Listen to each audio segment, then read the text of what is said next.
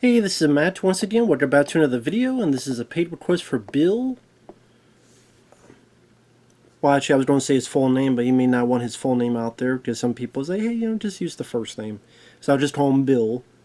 But first off, thank you so much for your generosity. Second off, thank you for your patience. I do appreciate it. For those interested in requesting any type of videos, movie reviews, re-reviews, live streams, tier lists, random topic, movie news, whatever the case may be, feel free to send it either directly to my PayPal. I do have a CashApp as well. Links are down below in the info box, and I will get to it as soon as I possibly can. For those who sent them, thank you. I do appreciate it. Sorry about any coughing that may happen. I got a little bit of tickle there, but this is the Autopsy of Jane Doe from 2016, and it stars Emile Hirsch, which that's the guy they tried to make a star for a little bit. He was in this film, The Girl Next Door, where there's the guy, and then next door is the girl who was a porn actress. Was it Elijah? Oh, God, I forgot her damn name now. I think she was the daughter in 24. See, now it's going to bother me. Oh, it was Elijah Cuthbert. Sure trusted my instinct. Elijah Cuthbert, beautiful lady. But there was that film. He was also the lead in Speed Racer, which I actually liked the film. I do. They tried to have him in a few other films. I can't even remember the last film he was in. But he stars along with Brian Cox, which Brian Cox was Stryker in Colonel Stryker in X-Men 2. He was Hannibal in Manhunter from back in the day. He's been in a lot of stuff throughout the years. Good older character actor. And before going to it, if people in the future, in live streams, comments, if they ever ask me what is a film that you thought had good potential, you're liking it, and the third act or the second half happens and they fuck it up, this is a good example of that. I won't remember it because there's too many movies I try to fit in my fucking brain, but this is a good example of that. Because the first half of this film, I was really into this. I'm like, oh, this seems like a nice little gem of a movie. I like the premise, I like the setup. The cops find this family's been killed. There's a woman buried in the basement. They don't know who it is, so they call it a Jane Doe. They bring it to the coroner, played by Brian Cox. It's actually a father and son team. Brian Cox is the father. Emile Hirsch is the son. You get a little bit of story, something where maybe the son feels bad for his dad, perhaps ever since the mom had passed away. Emile Hirsch has a girlfriend, and they're supposed to go out later to the movies. And she's like, you haven't told him that you want to leave, and you don't want to do this forever? And he's like, well, he needs me, and I'll tell him eventually, and that goes nowhere, which is one of the quite a few problems I fucking have. But I like that idea of a father and son team that are coroners. And the first half of this film is them doing this autopsy on this woman and just slowly filtering out the mystery of this body, which is a strange body, and there's peat under fingernails and toes. The eyes are gray and cloudy. When they cut it open, it's bleeding like it shouldn't be bleeding for a body that's been dead this long. The tongue's been severed. The ankles and wrists are broken, even though there's no bruises. So, and then the way they do their theories. Was it a prostitution ring? Was it some kind of cartel thing? Like throughout it, it's like they're given theories and tests and slowly open it up and they find weird scar tissue and there's this Jimson weed, and it's a paralyzing agent, and they open the inside, and the inside of her skin have these ritual markings. I'm like, okay, this is an intriguing setup. It's a different way of showcasing this mystery from the eyes of these coroners.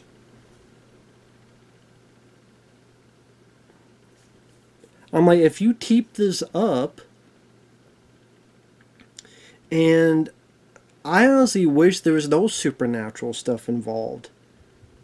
Ritualistic, serial killer, something other thing, some weird, like, drugs, chemical agents, whatever the case, I actually would have been intrigued by that much more so. As about them solving the murder or whatever the case was of this body. Maybe this woman gave herself up for some kind of religious persecution or sacrifice or whatever the case may be. And there's certain weird things going on. There's a cat that goes around the facility, and they find the cat has been killed in the vent. They don't know what killed it.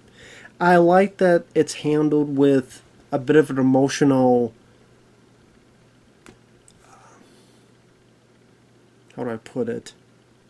It's not just a throwaway. They find a cat dead and that's it. It's, you could tell Brian Cox, it was a cat that was just, it didn't belong to anyone. It was just a cat that rummaged around, but obviously he's been there for a while, and they've even named it, and it caught rats for them. And is that handled as a throwaway? Brian Cox, the way he reacts, and there's a bit of an emotional weight to it. And it's dying, and he has to ease its suffering, and then put into the furnace, and you see Brian Cox, just how sad he is, and how Emile Hirsch, takes his father's sadness seriously.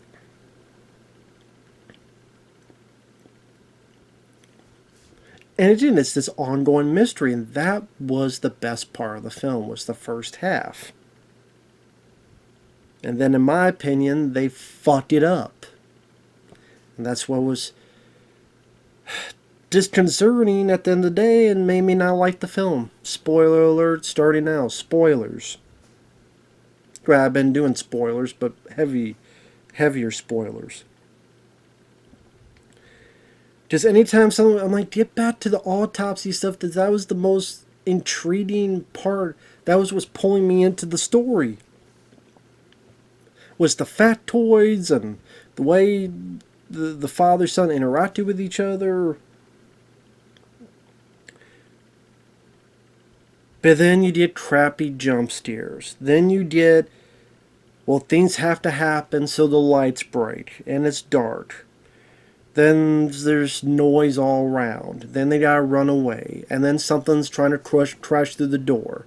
Then something attacks Brian Cox, but then Emile Hirsch breaks down the door, like the back room door.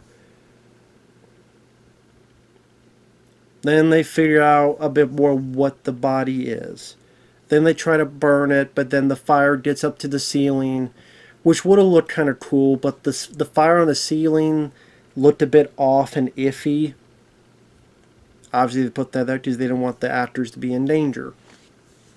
Some of the fire looked decent, some of it looked pretty iffy.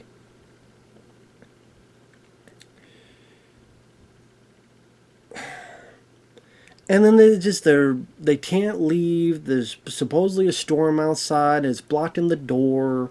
They can't get service. They run around. Something's chasing them. They hide somewhere. They think a creature's coming at them. One of them uses an axe. And a fucking... Emile Hirsch's girlfriend is there. And so she dies, I think. Which I'll get to that later. And then it just goes through these like typical tropes and lame jump scares and like stuff you've seen dozens of times. And what made it stand out was the first part of the film. Now it's just throwing typical, like I said, jump scare tropes you've seen a dozen witch, haunted, whatever the fuck, demonic movies, take your pick. Now, I did like the idea behind this part where they get back to the autopsy once again to try to figure some stuff out, and they realize that she, because of some stuff they find inside of her, she was actually from like the 1600s, and the idea was that they thought she was a witch, so they did the ritual that supposedly you kill witches, and Brian Cox goes, well, what if the ritual on an innocent person can create a witch? Which I like that idea. That you think you're doing God's work, but then doing this horrible thing on an innocent person is now the total opposite of God's work, so you create the enemy that you were afraid of in the first place. Again, intriguing idea. And with its victims, it wants them to feel what she felt. Okay, so let's look at this from an intellectual idea where these two, maybe they start arguing with each other, one finds out the other wants to leave, and then whatever's going on between the two, maybe deal with the mom or Brian Cox's wife, and having to deal with loss and having to carry on with loss, and finding the smart, either ideological or scientific ways to stop this witch, because compared to all the other victims, they actually have the tools of the brain and the talent of trying to figure out puzzles, which is what coroners can do, to solve this mystery and break the curse, however you want to do it. No, we don't do any of that. Because to me, that would be more fucking interesting. So let's not do that.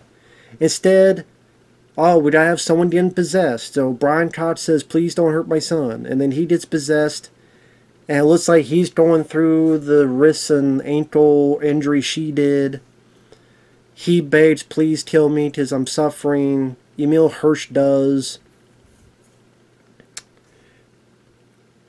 Then he's wandering around. And then he sees his dad possessed.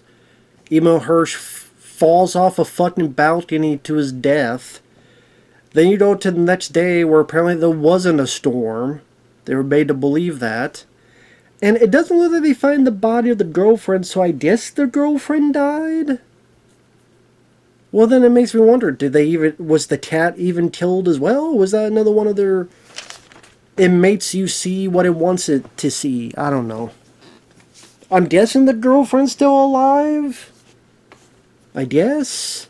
Because I don't remember them finding the body, unless I missed something. Because I could have easily missed something, because I was just so...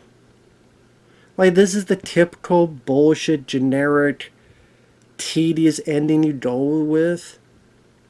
Like, you have this, I think, fairly smart setup in your first half.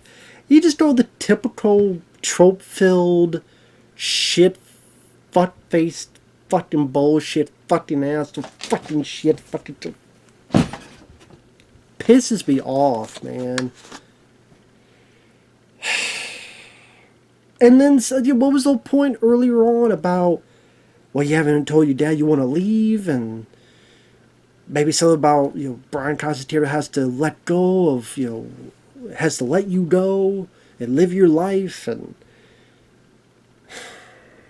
it's not like they have an animosity of which I liked, that the son hates the father, and the father, you gotta do what I say, son. No, they were very cordial and friendly, and you tell there's something a little bit underlying, but more subtle compared to other movies.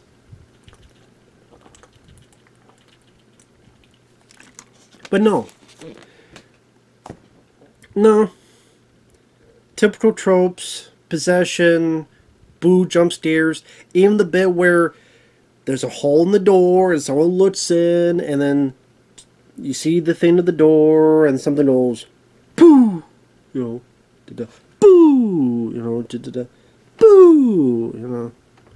there's nothing there, there's nothing there, there's nothing there, and with a loud noise. It's like, Jesus fucking Christ, dude. I'm actually curious, did this guy do anything else, this director?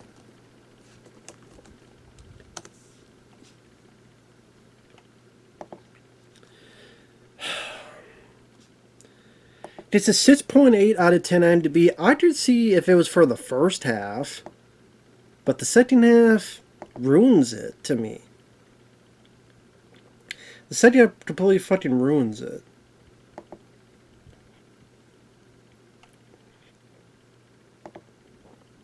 André Øvredal. I should have known. This is the same director that did The Last Voyage of the Demeter.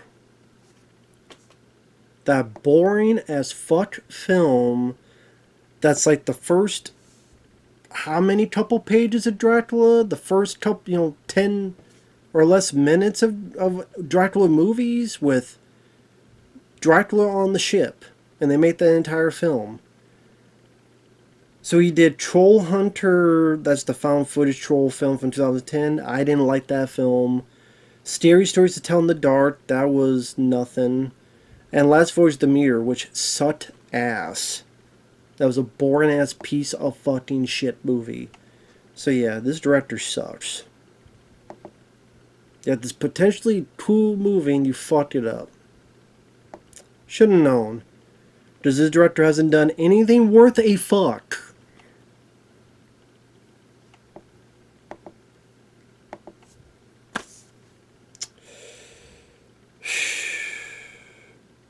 There you go. People say, what's a movie to remake? Here, this movie. But, fix the second half of the film. There you go. You want to say what to remake? Here's a movie for you. But with that said, thanks for watching. Take care. The music I don't remember. I mean, there's only really 2 characters. 3 if you want to talk about Jane Doe. The girlfriend's in it a little bit. Emile, Hirsch, and Brian Cox I thought did fine. I had no issues with either one of them, acting-wise. But it's just the second half, it's either they gotta do something stupid because the film tells them to, or, again, I keep repeating the jump scares. I keep repeating that whole door thing. Oh, there's a hole through the door. Is something going to pop up? Yep, it is, with a loud sound effect.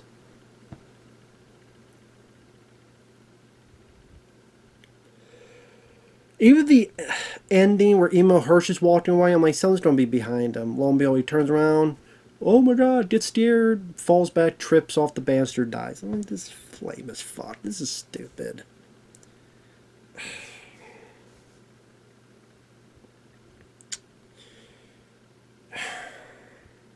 Yeah, disappointing. But what can you do? With that said, thanks for watching. Take care, and we will see you in the next video. Bye-bye for now.